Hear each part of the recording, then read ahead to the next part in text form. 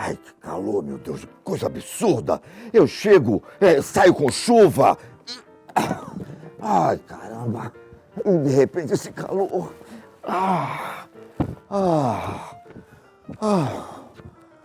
Muito quente.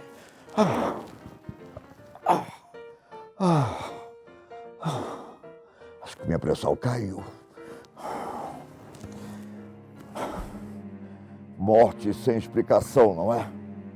Eventos sobrenaturais. Aparecimento de cadáver em uma praia australiana.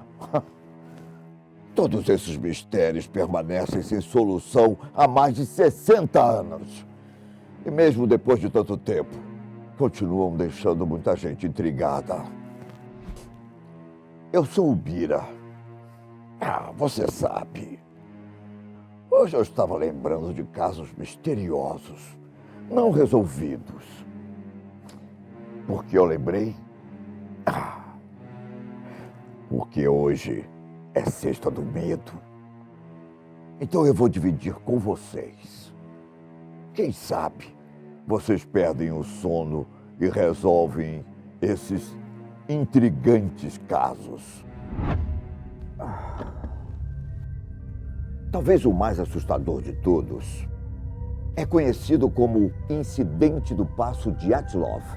Era fevereiro de 1959, quando 9 viajantes russos que caminhavam pelos montes Urais resolveram armar suas barracas para passar a noite. Eles estavam a poucos metros da Montanha da Morte, o destino final da expedição. Igor Dyatlov era um dos jovens que estava no grupo.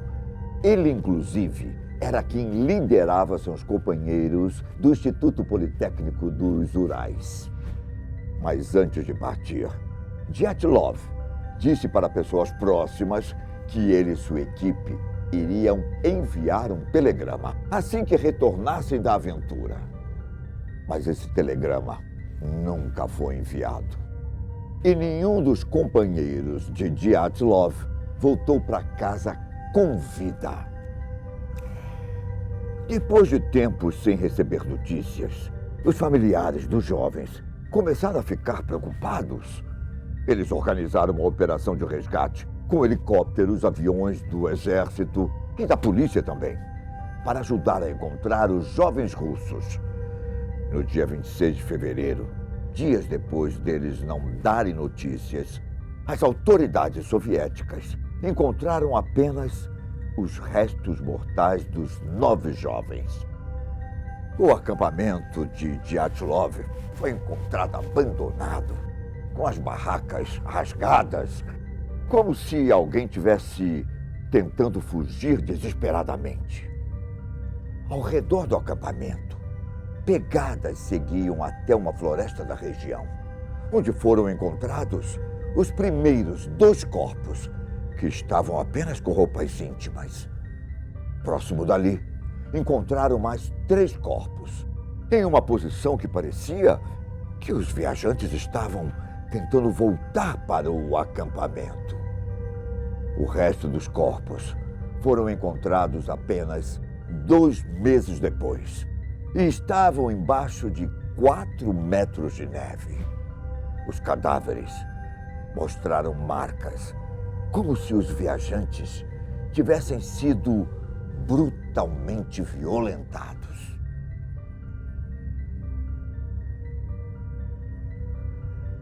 As investigações mostraram que 4 dos jovens tinham recebido ferimentos fatais, sendo que 2 deles apresentavam fraturas cranianas e outros 2 tinham extensas fraturas torácicas. Um deles também foi encontrado sem a língua. Na época, os investigadores concluíram que 3 dos 9 jovens morreram por espancamentos causados por uma grande força. Os outros, de hipotermia. Um fato curioso é que as roupas de alguns deles tinham doses de radiação 2 vezes mais altas do que o normal.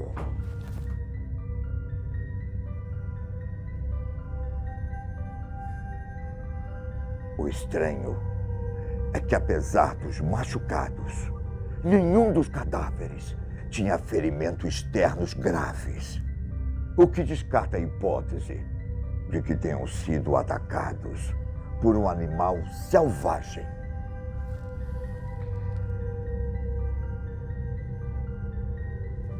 Depois de tudo isso, acusaram os Mansi, um povo indígena que vive na região. Porém, apesar de haver pegadas, não encontraram sinais de combate corporal na área. As investigações indicaram que os jovens estavam dormindo e tiveram que correr no meio da noite, enquanto fazia uma temperatura de aproximadamente menos de 30 graus. E houve suspeitas até de alienígenas. No ano de 1990, o chefe da investigação disse que testemunhas, incluindo militares e meteorologistas, disseram ter visto, entre fevereiro e março de 1959, esferas voadoras brilhantes no céu da região. Esse fato fez muita gente achar que alienígenas tinham relação com o assassinato dos 9 jovens russos, mas nunca encontraram evidências. Então, o que de fato aconteceu com esses jovens? A notícia ruim é que ninguém sabe o que aconteceu. O caso foi encerrado em junho de 1959. E a explicação das autoridades para arquivar a investigação da morte do grupo foi que eles haviam sido mortos por uma força elementar irresistível. Mas a boa notícia é que no ano passado, o Ministério Público da região reabriu o caso. E apesar de ter sido excluída qualquer possibilidade de um crime, eles vão prosseguir as investigações para determinar o que de fato aconteceu com os 9 esquiadores. Enquanto não descobrem a verdade, o incidente do Passo Dyatlov permanece um dos maiores mistérios de todos os tempos. O grupo teria sido atacado por forças sobrenaturais?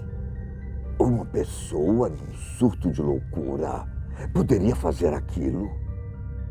Ah, tantos mistérios. O que acham?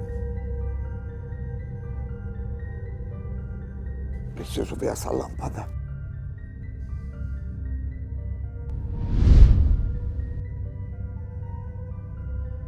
Existe um caso sobre um suposto navio fantasma que, para muitos, não passa de uma velha lenda dos mares.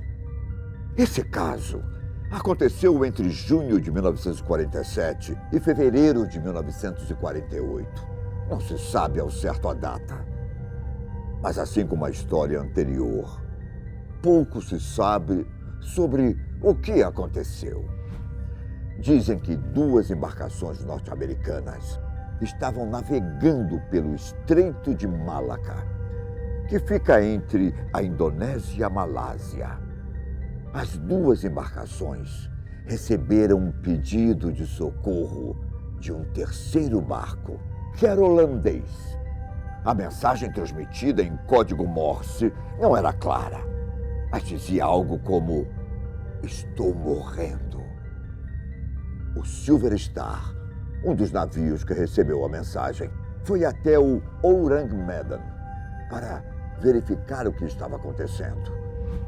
Mas em vez de prestar socorro, eles se depararam com uma cena horrível.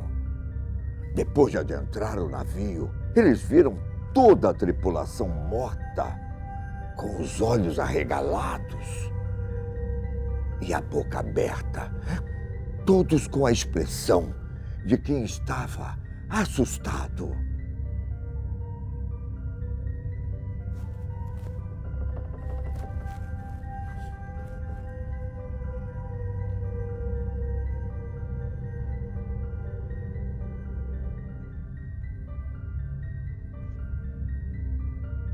Dizem que alguns pareciam estar apontando para alguma coisa, como se estivessem horrorizados com o que estavam presenciando. O capitão do Silver Star então resolveu rebocar o navio até o porto, pois assim as autoridades poderiam investigar o que de fato tinha acontecido. Mas no meio do caminho, houve uma explosão nas cargas do Orang Medan. E minutos depois, o navio afundou, levando com ele vários segredos sobre a morte da tripulação. As teorias do que aconteceu são várias. Uns dizem que foi algum produto químico que asfixiou a tripulação e depois explodiu. Mas já envolveram seres extraterrestres, fantasmas e forças sobrenaturais. Até porque o que deixaria uma tripulação tão assustada assim?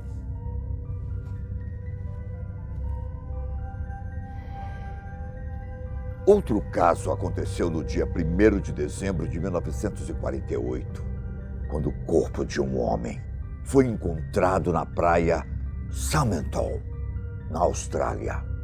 O cadáver apresentava sangue no estômago, mostrando que ele tinha hemorragia gástrica aguda. Na época, o caso foi parar na capa de todos os jornais da região. E duas coisas intrigavam a todos.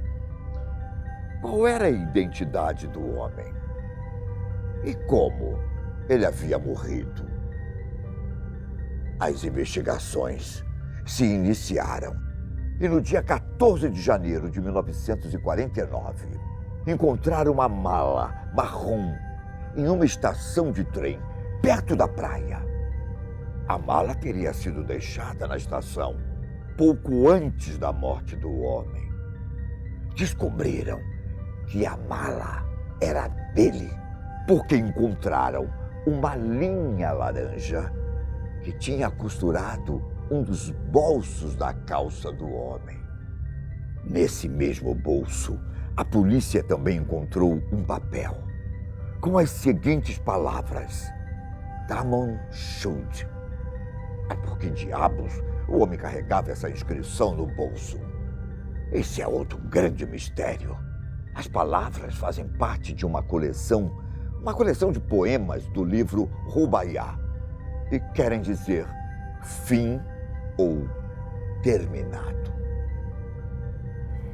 Depois de um tempo de investigação, a polícia conseguiu uma informação de que, misteriosamente, uma cópia do livro Rubaiyat tinha aparecido no banco de um carro que estava trancado em um estacionamento a poucos metros da praia, onde o corpo foi encontrado.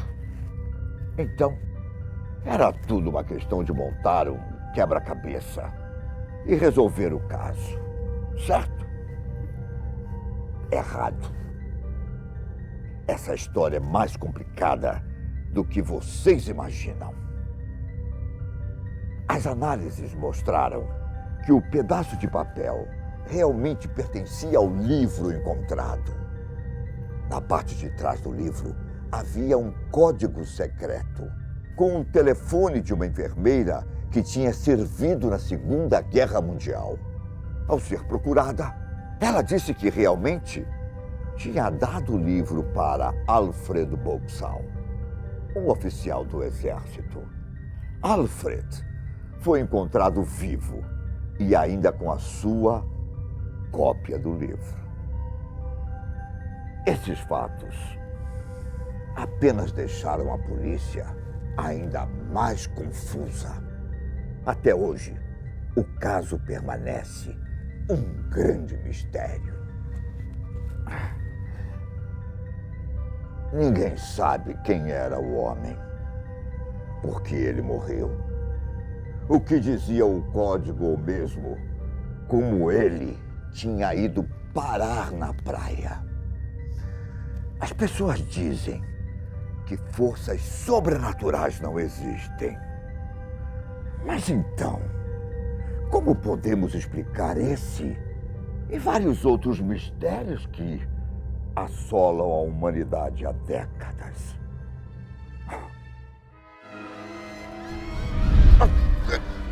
Ai!